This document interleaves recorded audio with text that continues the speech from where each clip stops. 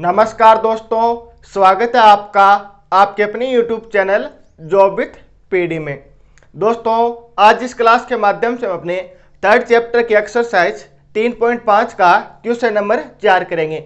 पिछली क्लास में हमने क्वेश्चन नंबर 1, 2 और 3 है वो कंप्लीट कर लिया है। अगर आपने वो क्लास नहीं देखी तो उस क्लास का लिंक आपको नीचे डिस्क्रिप्शन और कमेंट बॉक्स में मिल जाएगा, तो आप वहां से पहले वाली क्लास एक बार जरूर देख लेना। अगर आज की क्लास आपको पसंद आए तो आप इसे ज़्यादा से ज़्यादा लाइक और शेयर जरूर कर देना और कमेंट करके बताना कि क्लास आपको कैसी लगी है। अगर आप चैनल पे पहली बार पधारे हैं तो चैनल को सब्सक्राइब भी कर लेना। तो चलिए शुरू करते हैं आज की अपनी क्लास। तो क्वेश्चन नंबर 4 इस प्रकार है, निम्न समस्याओं में रेखिक समीकरणों के युग्म बनाइए और फिर उन्हें हल कीजिए। यदि इनका अस्तित्व हो तो किसी बीजगणितीय विधि से इनका हल है वो हमें निकालना है। बीजगणितीय विधि कौन कौन सी है? 3.1 में हमने ग्राफीय विधि पढ़ी थी, इसके बाद में प्रतिस्थापन विधि पढ़ी थी, फिर विलोपन विधि पढ़ी थी और लास्ट हमने वज्र गुणन विधि पढ़ी थी। इनमें से किसी भी एक विधि से आपको इसको हल करना है और इस क्वेश्चन के अंदर आपसे 5 क्वेश्चन पूछे गए हैं। तो क्वेश्चन नंबर 1 इस प्रकार है, एक छात्रावास के मासिक व्यय का एक भाग तो नियत है, यानी एक भाग तो क्या है? फिक्स है, और शेष इस बात पर निर्भर करता है कि छात्र ने कितने दिन वहां पे भोजन किया है। जब एक विद्यार्थी ए को 20 दिन जो कि वहां पे भोजन करता है और वो 1000 रुपये छात्रावास के लिए देता है, जबकि एक विद्यार्थी बी है जो कि 26 दिन भोजन करता है और छात्रावास के लिए 1180 रुपये वहां पे देता है, तो हमें नियत व्यय और प्रतिदिन के भोजन का मूल्य है वो निकालना है। ठीक है, तो इस प्रकार के क्वेश्चन के लिए जो भी हमें निकालना होता है ना, उसको मान लेते हैं। सबसे पहले हम मानेंगे नियत व्यय, यानी जो फिक्स व्यय है वो कितना है? x रुपये मान लेंगे। ठीक, इसी प्रकार हम मान लेंगे कि जो प्रतिदिन जो भोजन का व्यय यानी भोजन का मूल्य है ना, वो कितना मान लिया हमने? y मान लिया। फिर हमें बोला गया है कि एक छात्र ए है जो कि 20 दिन वहां पे रहता है और वो कितने रुपए देता है? 1000 रुपये देता है। तो मैं पूछूं वहां पे, तो 20 दिन रहा, तो यानी 20 दिन उसने भोजन किया, तो यानी 1000 रुपये के अंदर भोजन वाला पैसे भी शामिल है। ठीक है, और जो नियत व्यय यानी जो यहाँ पे फिक्स रुपए उसको देने पड़ रही है वो भी शामिल है। इसी प्रकार बी की बात करें तो बी 26 दिन रुका, 26 दिन उसने भोजन किया, तो इसके अंदर भोजन वाले पैसे भी है और जो फिक्स व्यय उसे देने पड़ते हैं वो भी शामिल है। इस प्रकार मान लो कि आप कहीं पे हॉस्टल में रहने के लिए गए, आपके हॉस्टल का किराया है 1000 रुपये। ठीक है, हॉस्टल का सिर्फ 1000 रुपये है, और अगर वहां पे आप भोजन करते हैं ना, प्रत्येक दिन का आपका 50 रुपये है। मान लीजिए आप वहां पे 1 महीने रुके, एक दिन का आप 50 रुपये दे रहे हैं, तो 1 महीने का कितने देंगे? तो आप इसको 30 से गुणा कर देंगे, तो यानी 1500 रुपये तो आप उसको भोजन के देंगे, और 1000 रुपये आपको हॉस्टल का किराया है, तो यानी कुल आप कितने रुपए दे रहे हैं? 2500 रुपये दे रहे हैं। लेकिन ए है वो कुल कितने रुपए दे रहे हैं? 1000 रुपये दे रहे हैं। 1000 रुपये के अंदर 20 दिन तो उसने खाना खाया है, ठीक है, और बाकी वहां पे रहा है ना, उसका वो फिक्स व्यय भी दे रहा है। इसी प्रकार बी है वो 26 दिन उसने खाना भी खाया है, ठीक है, और फिक्स व्यय है वो भी वहां पे यानी हॉस्टल का किराया है वो भी दे रहा है। तो इससे आपको क्या करनी है? 2 समीकरण बनानी है। समीकरण किस प्रकार बनेगी? जैसे 1000 रुपये है, 1000 रुपये के अंदर फिक्स व्यय तो शामिल है, यानी फिक्स रुपये तो आप कितने दिन रहो तो आपको देने होंगे, तो यानी फिक्स रुपये भी है। अगर एक दिन वो खाना खाता है तो y रुपये देता है, ठीक है, एक दिन का y रुपये देता है, तो 2 दिन का 2y देगा, 3 दिन का 3y देगा, और वो 20 दिन रुका तो 20 दिन का कितना देगा? 20y। ठीक, इन दोनों को जोड़ देंगे तो ये कुल हो जाएगा ना, कुल उसने कितने रुपए दिए? 1000 रुपये। ये अपनी समीकरण नंबर 1 बन गई। इसी प्रकार यहां से हम अपने समीकरण नंबर 2 ले लेंगे। बी है, बी ने भी फिक्स व्यय दिया है, ठीक है, तो वो कितना दिया? उसने x दिया है। फिर बी ने खाना कितने दिन खाया? 26 दिन, एक दिन का y, 2 दिन का 2y, 3 दिन का 3y, 26 दिन का 26y। कुल उसने कितने दिए हैं? 1180 रुपये दिए। ये अपनी समीकरण नंबर 2 हो गई। अब आप इसको आगे सोल्व कर लेना। ये तो मैंने आपको रफ में समझा दिया, अब आपको फिर किस प्रकार करना है? सबसे पहले हमने क्या माना है? नियत व्यय वो कितना? x रुपये। फिर प्रतिदिन भोजन का व्यय या भोजन का मूल्य कितना हो जाएगा? y रुपये हो जाएगा। प्रश्नानुसार हमें क्या बोला गया है कि ए है वो 20 दिन रुकता है, तो 20 दिन रुकता है तो उसका नियत व्यय कितना है? x है, और 20 दिन भोजन करेगा उसका मूल्य कितना हो जाएगा? 20y। कुल उसने कितने रुपए दिए हैं? 1000 रुपये। ये अपनी समीकरण 1 होगी। फिर हम सेकंड कंडीशन बी की बात करें तो बी 26 दिन रुका है, तो 26 दिन के लिए उसने नियत मूल्य भी दिया है, कितना दिया है? x रुपये दिया है। वे बोल दो मूल्य बोल दो, एक ही बात है, ठीक है। x रुपए दिए, फिर 26 दिन खाना भी खाया, तो एक दिन का y तो 26 का 26y, कुल कितने रुपए दिए हैं 1180। ये अपनी समीकरण नंबर 2 होगी। अब यहां से हमें x का मान निकालना है और y का मान निकालना है। तो इसके लिए 4 बीजगणितीय विधि हमने पढ़ी है, ग्राफीय विधि भी पढ़ी है, प्रतिस्थापन विधि भी पढ़ी है, विलोपन विधि भी पढ़ी है और वज्र गुणन विधि भी पढ़ी है। जो भी आपको अच्छा लगे उस विधि से आप निकाल सकते हैं। लेकिन अगर हम यहाँ पे बात करें तो दो चर है वो समान है, तो यानी यहाँ पे विलोपन विधि से काम अपना आसानी से बन जाएगा। तो हम क्या करेंगे, इसको सोल्व कर देंगे। तो विलोपन विधि के अंदर हम क्या करते हैं, कोई एक चर बराबर कर लेते हैं। तो यहाँ पे एक चर तो पहले से बराबर है, तो इनका दोनों का चिन्ह भी समान है। तो हम क्या करेंगे, समीकरण 1 में से समीकरण 2 को घटा देंगे। समीकरण 1 में से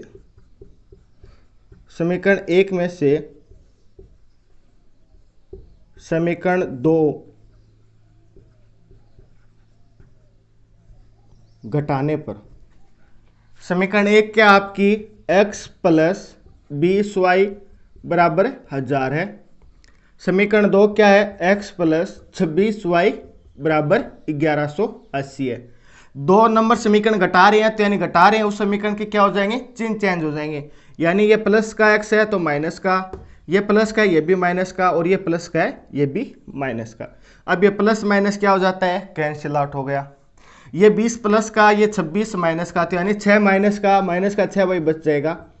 इसी प्रकार ये माइनस का ये प्लस का है, तो कितना बच जाएगा, 180 बचेगा, वो भी किसका, माइनस का।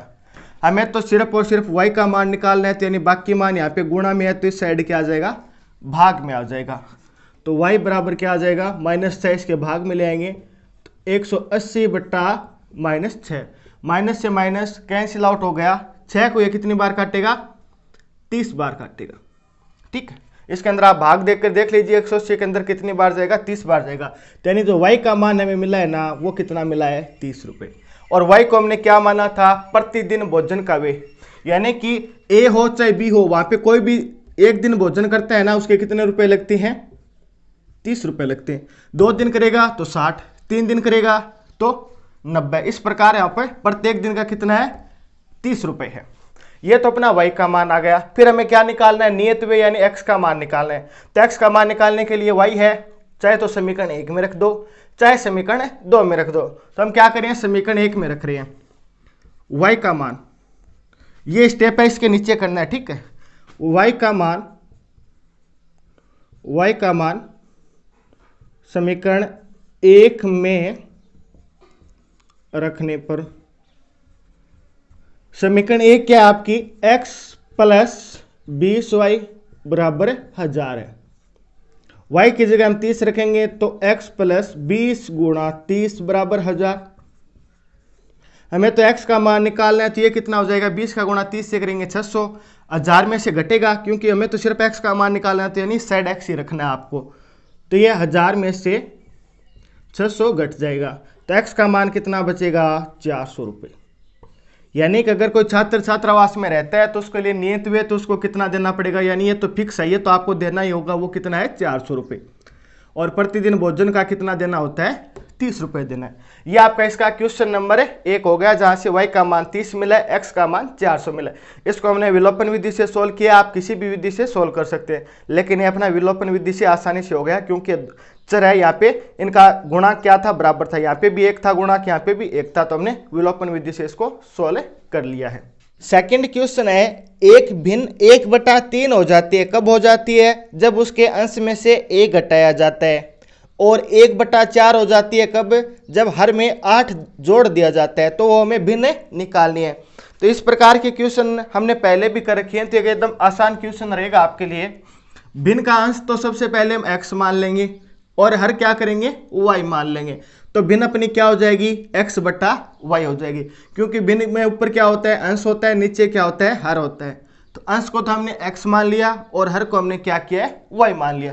फिर क्वेश्चन के अंदर हमें 2 कंडीशन दी गई है कि भिन्न 1/3 हो जाती है, कब हो जाती है, अंश में से 1 घटाएंगे। भिन्न क्या है, x/y है। अंश यानी ऊपर में से अगर हम 1 घटाएं तो भिन्न तो क्या होगी, 1/3 होगी। सेकंड कंडीशन हमें क्या दी गई है कि हर यानी नीचे y के 8 जोड़ दें तो भिन्न कितनी हो जाती है, 1/4 हो जाती है। तो ये 2 कंडीशन हो गई, इनको आपको सोल्व कर लेना है वज्र गुणन, ठीक है। वज्र गुणा करके फिर आपको यहाँ पे इनका मान निकालना है x और y का। कैसे करना है, सबसे पहले हमें बोला गया है कि अगर हम अंश में से a घटाएं तो भिन्न 1/3 हो जाती है। तो ये लीजिए, अंश में से हमने 1 घटा दिया, भिन्न कितनी होगी, 1/3 होगी। अब समीकरण बनाने के लिए इसको सोल्व कर लेंगे। 3 का गुणा इस साइड हो जाएगा और y का गुणा इस साइड हो जाएगा। तो 3 का गुणा इस साइड होगा तो ये कितना हो जाएगा, 3x - 3। y का गुणा इस साइड हो जाएगा तो ये क्या हो जाएगा, y। अब चर को एक साइड कर लेते हैं, अचर मान को एक साइड कर लेते हैं। तो y इस साइड आ जाएगा, तो 3x - y और -3 बराबर 0। 3 को भी आप एक बार इस साइड रखें ताकि क्या पता हम किस विधि से इसको सोल्व कर लें, ठीक है। तो ये क्या हो गई, अपनी समीकरण नंबर 1 हो गई। 3 को आप इस साइड भी ले जा सकते हैं, इस साइड जाती है प्लस का हो जाएगा, लेकिन मैंने एक बार इस साइड ही रखा है, ठीक है, ताकि जिस विधि से हम सोल्व करें तो बाद में आपको इस साइड न लेना पड़े, ठीक है। तो यह तो आपकी समीकरण 1 हो गई। फिर हमें दूसरी कंडीशन क्या बोली गई है कि हर के अंदर अगर हम 8 जोड़ दें तो भिन्न कितनी हो जाएगी, 1/4 हो जाएगी। इस बार पहले तो हमने अंश में से घटाया, इस बार हर में जोड़ रहे हैं। हर में कितना जोड़ना है, हर क्या y, y के अंदर 8 जोड़ देंगे तो भिन्न कितनी होगी, 1/4। सोल्व कर लेंगे, 4 का गुणा इस साइड से होगा और इसका गुणा इस साइड होगा, तो ये कितना हो जाएगा, 4x। y का गुणा 1 से होगा y प्लस 8 का गुणा 1 से होगा तो 8। अब इसको भी दोनों को इस साइड ले आएंगे तो 4x से -y - 8 बराबर 0। यह आपकी समीकरण नंबर 2 होगी। अब यहाँ पे भी ये देख लीजिए, चर और ये चर क्या है, बराबर है। बराबर है तो इसको हम विलोपन विधि से सोल्व कर देते हैं। विलोपन विधि के अंदर क्या करते हैं, एक समीकरण में से दूसरी समीकरण को हम क्या करते हैं, घटाते हैं। तो अब हम क्या करेंगे, समीकरण 1 में से समीकरण 2 को घटाने पर, ये मैं रफ कर रहा हूं, सारा काम आपका रफ का है। तो समीकरण 1 में से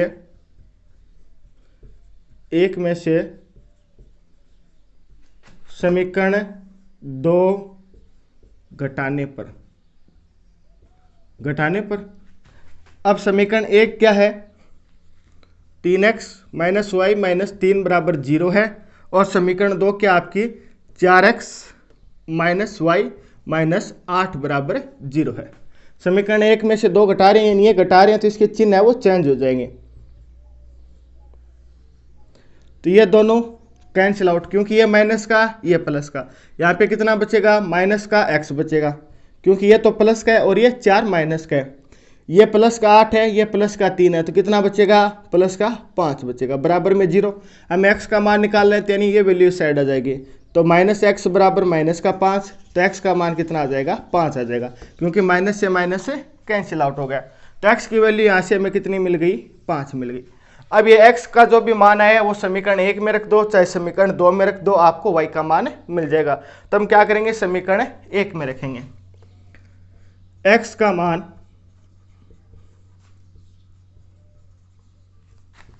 समीकरण 1 में रखने पर समीकरण 1 क्या आपकी, 3x - y - 3 बराबर 0। x की जगह 5 रखना है तो यहाँ पे 5 रखेंगे, 5 का गुणा 3 से हो गया तो 15 -y - 3 बराबर 0। तो माइनस से ये कितना बचेगा, ये प्लस का 15 है, ठीक है, ये माइनस का 3 है तो प्लस का 12 बचेगा, यानी 12 - y बराबर 0। तो हमें y का मान निकालना है तो ये इस साइड चला जाएगा, तो -y बराबर -12, क्योंकि ये प्लस का है, बराबर के दूसरी साइड जाते क्या हो जाएगा, माइनस का हो जाएगा। हमें तो सिर्फ और सिर्फ y का मान निकालना है, तो यानी कि दोनों माइनस से माइनस कैंसिल आउट हो जाएगा, तो y बराबर कितना हो जाएगा, 12, ठीक है। तो भिन्न का जो अंश हमने माना था वो तो कितना आ रहा है, 5 आ रहा है। हर जो कि हमने y माना था वो कितना आ रहा है, 12 आ रहा है। तो अपनी भिन्न क्या हो जाएगी, भिन्न हो जाएगी अंश बटा हर, यानी 5/12। यह आपका क्या हो गया, फाइनल आंसर हो गया। इस प्रकार ये सेकंड क्वेश्चन इसका सोल्व हो गया।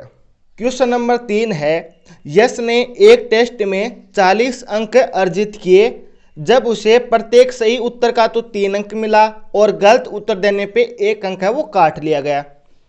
फिर यदि उसने सही उत्तर पे 4 अंक मिलते हैं और अशुद्ध यानी गलत उत्तर पे उसके 2 अंक काट लिए जाते हैं, तब यश के 50 अंक आते हैं। तो टेस्ट के अंदर कुल कितने प्रश्न थे ये हमें बताना है। तो इसके लिए हम सबसे पहले क्या करेंगे, मान लेंगे कि जो यश है उसने सही उत्तर दिए ना, उनकी संख्या तो x है, और जो गलत उत्तर दिए ना उनकी संख्या क्या है, y है। फिर यहां से अपनी दो समीकरण बनेगी। किस प्रकार बनेगी, यस ने पहले क्या किया है, सही उत्तर दिए है ना, उनको सही उत्तर पे कितने अंक मिल रहे हैं, 3 अंक मिल रहे हैं, और गलत उत्तर पे 1 अंक काटा जा रहा है, तब तो यस के कितने नंबर आए, 40 आए। फिर यस को सही उत्तर पे तो 4 अंक मिले, गलत उत्तर पे उसके 2 अंक काट लिए गए, तब उसके कितने अंक मिले, 50 अंक मिले। किस प्रकार, एक बार इसका थोड़ा सा बेसिक समझ लीजिए। मान लीजिए कि एक एग्जाम है, उसके अंदर आपके 10 क्वेश्चन आने हैं, ठीक है, प्रत्येक सही उत्तर है उसका तो आपको 3 अंक मिलेगा, और जो गलत उत्तर है उसका आपका 1 अंक काट लिया जाएगा, ठीक है। अब मान लीजिए कि आपने 2 क्वेश्चन है वो गलत किए हैं, तो एक गलत क्वेश्चन पे 1 अंक कटेगा, तो 2 पे कितने कटेगा, तब आप बोलोगे सर माइनस का 2 हो जाएगा, ठीक है। और सही उत्तर पे 3 अंक मिल रहे हैं, तो यानी कि आपने 2 तो गलत क्वेश्चन कर दिए, ठीक है, तो सही कितने किए आपने, 8 किए। तो एक पे अगर आपको 3 नंबर मिले हैं तो 8 पे कितने मिलेंगे, सर आप बोलोगे कि हमें 24 नंबर मिलेंगे। मैं बोलूँ कि आपके कुल कितने नंबर आए, 24 तो आपने सही किया तब आए, लेकिन आपने 2 गलत कर दिए, तो यानी इनके 2 नंबर और कट गए आपके, तो कुल 24 आए, 24 में से 2 और कट गए, तो यानी कुल नंबर आपके कितने आ गए, 22 आए। इसी प्रकार इनको सोल्व करना है, ठीक है। यस है, यस को क्या होता है कि सही क्वेश्चन करने पे तो उसको कितने अंक मिलते हैं, 3 अंक मिलते हैं। तो सही क्वेश्चन उसने कितने किए, जैसे हमने तो यहाँ पे 8 किए थे, उसने यहाँ पे कितने किए, x किए हैं, तो इनका कुल अंक कितना मिलेगा उसको, 3 गुणा x। यस ने गलत क्वेश्चन करने पे उसका कितना अंक काटा जाता है, -1 काटा जाता है। तो गलत क्वेश्चन अंश ने कितने किए हैं, y किए हैं, तो नंबर कितने काटे जाएंगे, -y का गुणा इससे कर देंगे। तो इस प्रकार यानी कि 3x - y बराबर 40, ठीक है। यस ने कितने नंबर प्राप्त किए हैं, 40 नंबर प्राप्त किए। कब, जब सही क्वेश्चन के तो 3 अंक मिल रहे हैं, ठीक है, गलत क्वेश्चन का 1 अंक काटा जा रहा है, तब तो यस को कितने अंक मिले हैं, 40 अंक मिले हैं। फिर सेकंड कंडीशन हमें क्या दी गई थी कि जब वो सही क्वेश्चन करता है तब उसे 4 अंक मिलते हैं, 4 अंक मिलते हैं, तो यानी सही क्वेश्चन कितने हैं, x है। सही करने पे 4, 1 का मतलब कितना मिल रहा है, 4 का, तो x का यानी 4 गुणा x। गलत करने पे 2 काटा जा रहा है, तो इसमें से माइनस कर देंगे, और बराबर में कितना आ रहा है, 50। ये अपने समीकरण नंबर 2 हो जाएगी। थोड़ा सा फिर में किस प्रकार करना है, एक बार मैं थोड़ा सा आपको और बता दूं ताकि आपको अच्छे से समझ में आ जाएगा। तो सबसे पहले हमें सही उत्तर की संख्या माननी है x, गलत उत्तर की संख्या कितनी माननी है, y माननी है। फिर हमें बोला जा रहा है कि अगर आप एक क्वेश्चन सही करते हैं ना तब आपको 3 अंक मिलते हैं, ठीक है। अगर आप 2 क्वेश्चन सही करेंगे तो 1 का 3 यानी 2 का 6। सही क्वेश्चन का हमें नहीं पता है, सही क्वेश्चन हमने मान लिया x किया है, तो x क्वेश्चनों के कितने अंक मिलेंगे, तब आप बोलोगे सर 1 का 3 मिल रहा है, तो x का कितना मिलेगा, 3x मिलेगा। गलत करने पे 1 काटा जा रहा है, 2 क्वेश्चन का 2 -2 होता, 3 का -3 होता, तो गलत क्वेश्चन कितने हमें नहीं पता है, तो यानी गलत क्वेश्चनों की संख्या कितनी है, y है। 1 पे -1 काटा जा रहा है, तो कुल कितने काटे जाएंगे, -y काटा जाएगा, और बराबर में कुल कितने नंबर आए, 40 आए। ये अपनी समीकरण नंबर 1 हो गई। इसी प्रकार फिर उसको सही क्वेश्चन के लिए 4 अंक मिल रहे हैं। अगर एक क्वेश्चन सही करता तो 4 मिलता, 2 क्वेश्चन सही करता तो 8 मिलता। उसने कितने क्वेश्चन सही किए, x किए, तो यानी कुल इसे कितने नंबर मिलेंगे, 4x मिलेंगे। फिर बोला जा रहा है कि गलत करने पे 2 नंबर काटे जाएंगे। अगर एक क्वेश्चन गलत करता तो 2 काटते, अगर 2 क्वेश्चन गलत करता तो 4 काटते। हमें नहीं पता कि उसने कुल कितने क्वेश्चन गलत किए हैं, तो हमने क्या मान रखा है कि उसने y क्वेश्चन गलत कर रखे हैं। एक क्वेश्चन का -2, 2 का 4, तो y का -2y। जितने भी गलत करे है ना उसका गुणा इससे कर देंगे, जितना कट रहा है ना, ठीक है। फिर उसके कितने अंक मिले हैं, 50 अंक मिले। ये अपनी समीकरण नंबर 2 हो गई। अब आपको क्या करना है, इन दोनों को कोई भी एक चर है वो बराबर कर लीजिए। तो हम क्या करते हैं, y बराबर करते हैं, क्योंकि यहाँ पे 2 है, यहाँ पे 1 है, तो यानी समीकरण 1 को अगर हम 2 से गुणा करेंगे तो इसके बराबर हो जाएगी। तो आगे इसको विलोपन विधि से सोल्व कर लेंगे, जिससे अपने x और y का मान आ जाएगा। तो हम क्या करें, समीकरण 1 को 2 से गुणा कर रहे हैं और समीकरण 2 को 1 से गुणा करें, ताकि ये समीकरण वापस आ जाए। तो समीकरण 1 को 2 से व समीकरण 2 को 1 से गुणा करने पर, ठीक, इसको 2 से करेंगे तो 3 का गुणा 2 से 6x, फिर माइनस का 2y, गुणा वो दोनों साइड होगा तो यानी 40 का कितना हो जाएगा, 80 हो जाएगा। ठीक है, गुणा करके हम क्या करेंगे, गुणा करके इसको हम घटा देंगे। समीकरण 1 को हमने क्या किया, पहले गुणा किया, फिर इसको हम क्या कर देंगे, घटा देंगे। फिर समीकरण 2 को 1 से गुणा करेंगे तो ऐसा कैसा आ जाएगा, 4x माइनस 2y माइनस 50। ठीक है, यहाँ पे हम लिख देंगे घटाने पर। ठीक है, समीकरण 1 में से हम क्या कर रहे हैं, समीकरण 2 को घटा रहे हैं। तो जिस समीकरण को भी हम घटाते हैं उसके चिन्ह चेंज हो जाते हैं। तो 2 को घटा रहे हैं तो 2 के आपके यहाँ पे क्या हो जाएंगे, चिन्ह है वो चेंज हो जाएंगे। ये दोनों कैंसिल आउट, ये माइनस का ये प्लस का, यहाँ पे कितना बचेगा, प्लस का 2x बचेगा। और यहाँ पे ये माइनस का हो गया, यहाँ पे कितना बचेगा, ये 30 बचेगा। x का मान यहाँ से कितना आ जाएगा, तब आप बोलोगे सर 30/2, यानी x का मान कितना आ गया, 15 आ गया। x को हमने क्या माना था, सही उत्तर है उनकी संख्या मानी थी, वो कितनी आ गई, 15 आ गई। सही उत्तर तो उसने कितने दिए, 15 दिए। अब अगर हम पता कर लें कि गलत उत्तर उसने कितने दिए तो हम बता सकते हैं कुल क्वेश्चन उसने कितने किए होंगे। तो सही उत्तर की संख्या कितनी आ गई, 15। ये 15 चाहे आप समीकरण 1 में रख दें चाहे समीकरण 2 में रख दें। तो हम क्या करेंगे, समीकरण 1 में मान रखेंगे। तो x का मान समीकरण 1 में रखने पर समीकरण 1 क्या आपकी 3x माइनस वाई बराबर 40 है। x का मान यहाँ पे रखना है 15, तो यानी कितना हो जाएगा, 15 का गुणा 3 से होगा 45 माइनस वाई बराबर 40। हमें y का मान निकालना है तो यानी बाकी मान इस साइड आ जाएगा, 40 माइनस 45, तो ये क्या बचेगा, माइनस वाई बराबर माइनस का 5, और y का मान कितना आ जाएगा, 5 आ जाएगा, क्योंकि माइनस से कैंसिल आउट हो जाएगा। तो y का मान हमें कितना मिला है, 5 मिला है। y क्या था, जो गलत उत्तर दे रहे हैं यानी अशुद्ध उत्तर है उनकी संख्या थी। तब हमें बोला गया कि कुल कितने प्रश्न थे, तो जितने प्रश्न है उतने तो उत्तर दिए गए हैं, चाहे सही हो चाहे गलत हो। ठीक है, तो कुल प्रश्नों की संख्या क्या हो जाएगी, कुल प्रश्न क्या हो जाएंगे, x प्लस y को मिला देंगे तो यानी कि 15 + 5 बराबर 20, यानी क्या हो जाएंगे, आपके कुल प्रश्नों की संख्या हो जाएगी। यह आपका इसका क्वेश्चन नंबर 3 हो गया। क्वेश्चन नंबर 4 है, एक राजमार्ग पे 2 स्थान है, एक स्थान A है और दूसरा B है। दोनों के मध्य की दूरी है वो 100 किलोमीटर है। एक कार है वो स्थान A से और दूसरी है वो B से एक ही समय पे चलना प्रारंभ करती है। दोनों कारों की चाल है वो तो अलग अलग है, लेकिन दोनों एक ही दिशा में चलती है। तो ये दोनों कारें हैं वो 5 घंटे के बाद ये मिलती है। अगर ये विपरीत दिशा में चलें तो दोनों 1 घंटे के बाद में मिलेगी। तो दोनों कारों की हमें चाल है वो निकालनी है।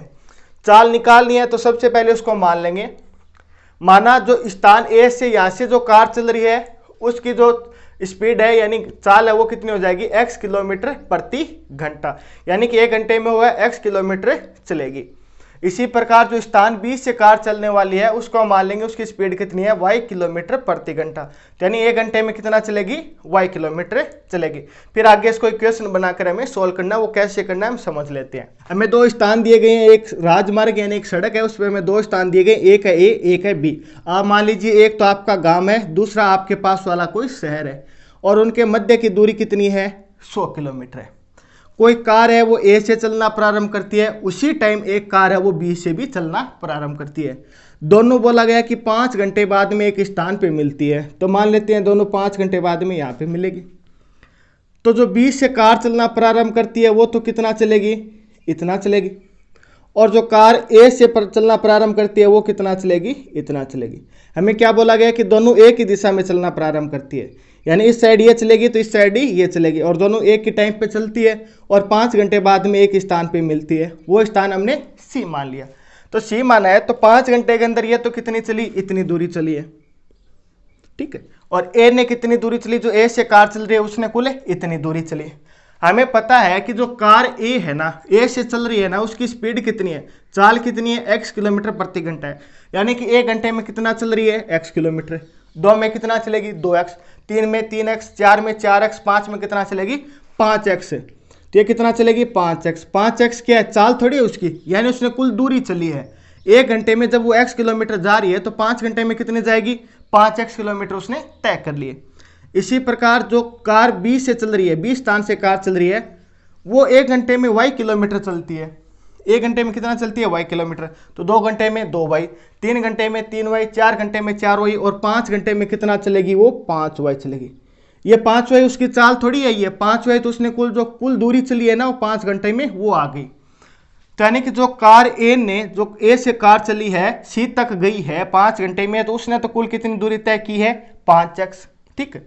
और जो बी से चली है उसने कितनी दूरी तय की है 5y। अगर ये बात आपको सीधी समझ में नहीं आ रही है तो आप इसको सूत्र से भी निकाल सकते हैं।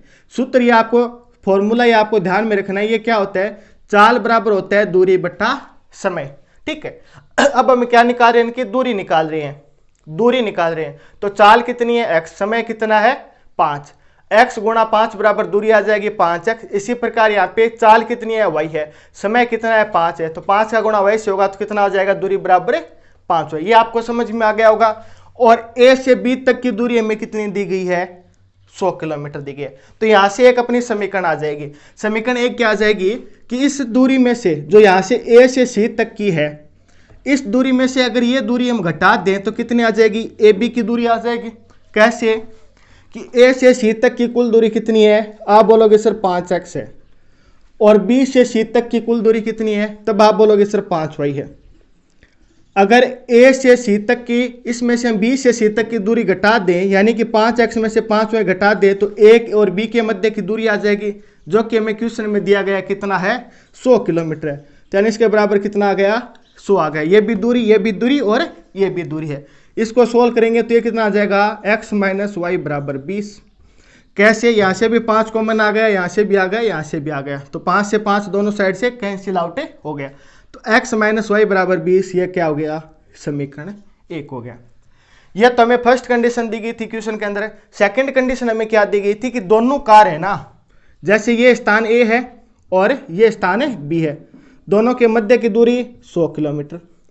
फिर सेकंड कंडीशन हमें दिया गया कि दोनों कार एक ही दिशा में चले, एक दिशा में, तो यानी पहली कंडीशन में फिर हमें क्या बोला गया, दोनों कार विपरीत दिशा में चले तब वो 1 घंटे में मिलेगी। यानी कि यहाँ से कार इस साइड चलने स्टार्ट करती है और ये इस साइड, ये दोनों क्या हो गई, विपरीत दिशा हो गई ना, विपरीत दिशा हो गई। तो विपरीत दिशा के अंदर वो 1 घंटे के बाद ही मान लेते हैं यहाँ पे मिलती है। तो 1 घंटे के अंदर कार ए ने कितनी दूरी की, तब आप बोलोगे सर x किलोमीटर चलती है 1 घंटा के अंदर, तो इसने तो x किलोमीटर दूरी तय की। और बी ने कुल कितनी दूरी की 1 घंटे के अंदर, तब आप बोलोगे सर ये y किलोमीटर 1 घंटा चलती है, तो इसने y किलोमीटर दूरी तय की। और कुल दूरी कितनी है, a से b तक की 100 है। तो समीकरण 2 अपनी क्या हो जाएगी, x प्लस वाई बराबर 100। ये क्या हो गया आपका समीकरण नंबर, यहाँ से हमें 2 मिल गया, ठीक है। अगर x में से y घटाएंगे तो ये 20 आया है और x प्लस वाई बराबर कितना आ गया 100। ये क्वेश्चन जो हमें दिया गया था ना, वहां से हमने 2 समीकरण बना ली। अब आपको x और y का मान निकालना है। किस विधि से, प्रतिस्थापन या यहाँ से आप विलोपन विधि से मान निकाल सकते हैं, क्योंकि यहाँ पे भी इसका भी गुणांक 1 है, इसका भी गुणांक 1 है और दोनों का विपरीत चिन्ह है। तो समीकरण 1 के अंदर हम 2 को जोड़ देंगे, तो इसको क्या लिखेंगे, समीकरण 1 में समीकरण 2 को जोड़ने पर, समीकरण 2 को जोड़ने पर समीकरण 1 क्या है, x माइनस वाई बराबर 20 है, 2 क्या है, x प्लस वाई बराबर 100 है। दोनों को जोड़ेंगे तो यानी चिन्ह चेंज इस बार नहीं होगा, वो तो घटाने पे होता है, तो इससे ये कैंसिल आउट हो जाएगा। तो 2x बराबर कितना आ गया 120। हमें तो x का मान निकालना है, जो कि कितना आ गया 60। x हमने क्या माना था, जो स्थान A से जो कार चल रही है उसकी स्पीड मानी थी, चाल मानी थी, जो कि कितनी आ गई 60 किलोमीटर प्रति घंटा, ठीक है। यहां से हम क्या करेंगे, y का मान निकालेंगे। y का मान निकालने के लिए x का मान चाहिए, आप समीकरण 1 में रख दें या समीकरण 2 में रख दें। तो हम क्या करेंगे, समीकरण 1 में रखेंगे। y का मान समीकरण 1 में रखने पर, समीकरण 1 क्या आपकी, x माइनस वाई बराबर 20, x की जगह 60 रखेंगे तो माइनस वाई बराबर 20, माइनस वाई बराबर क्या हो जाएगा, माइनस 20 माइनस 60, क्योंकि 60 इस साइड आकर माइनस का हो जाएगा, तो माइनस वाई बराबर कितना आ गया, माइनस का 40। हमें y का मान निकालना है, तो माइनस से माइनस कैंसिल आउट हो गया, तो y बराबर आपका कितना आ गया 40। y क्या था, स्थान जो B से चल रही है उस कार की स्पीड थी, तो ये कितना आ जाएगा 40 किलोमीटर प्रति घंटा। तो यानी कि जो कार ए से चल रही है ना उसकी स्पीड तो कितनी है 60 किलोमीटर प्रति घंटा, और जो बी से चल रही है उसकी स्पीड यानी चाल कितनी है 40 किलोमीटर प्रति घंटा। यही हमें निकालना था। तो ये अपना क्वेश्चन नंबर 4 है वो सोल्व हो गया। क्वेश्चन नंबर 5 है, एक आयत का क्षेत्रफल 9 वर्ग इकाई कम हो जाता है। कब कम हो जाता है? यदि उसकी लंबाई 5 इकाई कम कर दी जाए और चौड़ाई 3 इकाई बढ़ा दी जाए। इसी प्रकार सेकंड कंडीशन दी गई है, यदि हम लंबाई को 3 इकाई और चौड़ाई को 2 इकाई बढ़ा दें तो क्षेत्रफल है वो 67 वर्ग इकाई बढ़ जाता है। तो आयत की हमें विमाएं ज्ञात करनी है। तो ठीक है, यहाँ पे बात किसकी हो रही है? आयत की हो रही है। आयत आप जानते हैं कि एक ऐसी आकृति होती है जिसके चारों कोण 90 डिग्री पे होते हैं और आमने सामने की भुजाएं बराबर होता है। जैसे ये लंबाई है तो ये लंबाई ये दोनों बराबर होंगी, और चौड़ाई और ये चौड़ाई क्या होगी? बराबर होगी। इसकी विमाएं निकालनी है तो यानी हमें लंबाई और चौड़ाई निकालना है। ठीक है, क्योंकि इसकी लंबाई आमने सामने की बराबर होती है और चौड़ाई दोनों साइड की क्या होगी? बराबर होगी। तो सबसे पहले इसके लिए हम क्या करेंगे? हम क्या कर लेंगे? माना आयत की लंबाई कितनी है? x इकाई है। यहाँ पे इकाई की बात हो रही तो हम इकाई की करेंगे। अगर मीटर का बोला होता तो मीटर मानते, सेंटीमीटर का बोला होता तो हम x सेंटीमीटर मानते। तो यहाँ पे इकाई का बोला गया तो हमने क्या मान लिया? x इकाई मान लिया। चौड़ाई की बात करें तो आयत की चौड़ाई हमने मान ली y इकाई है। तब आयत का क्षेत्रफल क्या होता है? तब आप बोलोगे सर आयत का क्षेत्रफल होता है लंबाई गुणा चौड़ाई, यानी x गुणा y। ठीक है, अब आगे क्वेश्चन के अंदर हमें 2 कंडीशन दी गई है। 2 कंडीशन क्या दी गई है? पहली कंडीशन है कि अगर आप लंबाई को 5 सेंटीमीटर कम कर दें, कितनी है? x है, इकाई 5 इकाई कम कर दें, x इकाई है, इसमें से 5 कम कर देंगे तो ये क्या हो जाएगा? x माइनस 5 हो जाएगा। सेकंड हमें बोला गया कि चौड़ाई को आप 3 बढ़ा दें, 3 इकाई, तो यानी चौड़ाई कितनी है? y, इसमें 3 बढ़ा देंगे तो ये क्या हो जाएगा? +3 हो जाएगा। ठीक है, अगर इसका आप क्षेत्रफल निकालेंगे ना, क्षेत्रफल यानी लंबाई गुणा चौड़ाई, यानी इन दोनों को गुणा कर देंगे, क्षेत्रफल निकालेंगे तो ये पहले वाले से 9 कम आएगा। पहले वाला कितना है? x गुणा y है, तो इसमें से कितना कम आएगा? 9 कम आएगा। यह आपकी समीकरण नंबर 1 बनेगी। सेकंड कंडीशन हमें क्या दी गई है कि अगर आप लंबाई को 3 इकाई चौड़ाई को 2 इकाई बढ़ा दें, ठीक है, फिर आप इसका क्षेत्रफल निकालें यानी इन दोनों को गुणा करें तो ये पहले वाले से कितना ज्यादा आएगा? 67 ज्यादा आएगा। यानी पहले वाले के अंदर क्या जोड़ देंगे? हम 67 जोड़ देंगे। यह आपकी यहाँ से समीकरण नंबर 2 हो जाएगी। और आगे इसको सोल्व करना है। एक बार मैं आपको और बता दूं कि आपको फेयर में किस प्रकार करना है। लंबाई मान ली, चौड़ाई मान ली, तो क्षेत्रफल लंबाई गुणा चौड़ाई x और y हो जाएगा। फिर हमें बोला गया कि आपको लंबाई में 5 से इकाई कम करनी है, तो यानी 5 हमने कम कर दिया। चौड़ाई आपको 3 बढ़ानी है, 3 बढ़ा दी। इसका क्षेत्रफल आएगा ना, क्षेत्रफल यानी इन दोनों को गुणा करेंगे, नई जो लंबाई और चौड़ाई है इसको गुणा करेंगे तो ये पहले वाले में से कितना कम हो जाएगा? 9 कम हो जाएगा। तो पहले वाला कितना था? x से y, इसमें से 9 कम हो गया। ठीक है, इसको हम सोल्व कर लेते हैं। पहले इसका गुणा करेंगे, x का गुणा y से xy, x का गुणा +3 से तो 3x, -5 का गुणा y से तो -5y, -5 का गुणा +3 से तो -15, और इस साइड क्या है? x minus Y minus 9, xy minus का 9 है। इस साइड भी xy, इस साइड भी xy है, ये इस साइड आते कैंसिल आउट हो जाएगा, तो यानी दोनों को हम यहाँ से काट देंगे। ठीक है, ये क्या है? प्लस का 15 इस साइड जाते, ये माइनस का इस साइड जाते क्या हो जाएगा? प्लस का हो जाएगा, तो यानी 3x माइनस 5y। ये 15 प्लस का इस साइड जाती हो जाएगा, तो ये कितना है? माइनस का 9, तो कितना बचेगा? प्लस का 6। ये आपके समीकरण नंबर यहाँ से 1 आ गई। ठीक है, इसी प्रकार हम समीकरण नंबर 2 निकालेंगे। कैसे? फिर हमें बोला गया कि इकाई, तो यहाँ पे लंबाई भी कितनी बढ़ा गई है? 3 इकाई, और चौड़ाई भी कितनी बढ़ाई गई है? 2 इकाई। तो नई लंबाई और चौड़ाई कितनी हो जाएगी?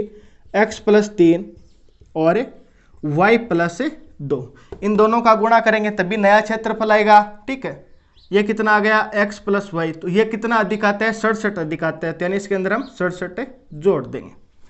इसको सोल्व करेंगे, x का गुणा y से तो ये xy हो गया, x का गुणा 2 से तो ये 2x, 3 का गुणा y से तो ये +3y, और ये प्लस का कितना आ गया? 6, बराबर में हमें x और y + 67 दिया गया। ये साइड प्लस का, इस साइड ये भी प्लस का है, एक साइड चेंज होता है, ये माइनस का हो जाएगा, तो यानी क्या हो जाएगा? दोनों कैंसिल आउट हो जाएंगे। आप इसको इस साइड दें तो ये माइनस का हो जाएगा, ये प्लस का, दोनों कैंसिल आउट हो गया। ठीक है, इसके बाद में यहाँ पे कितना है? 67 है। ये 6 प्लस का इस साइड जाते हैं, माइनस का हो जाएगा, तो यहाँ पे कितना बचा? 2x + 3y बराबर 67 में से 6 घटेगा तो कितना आ जाएगा? 61। ये अपनी समीकरण नंबर 2 हो गई।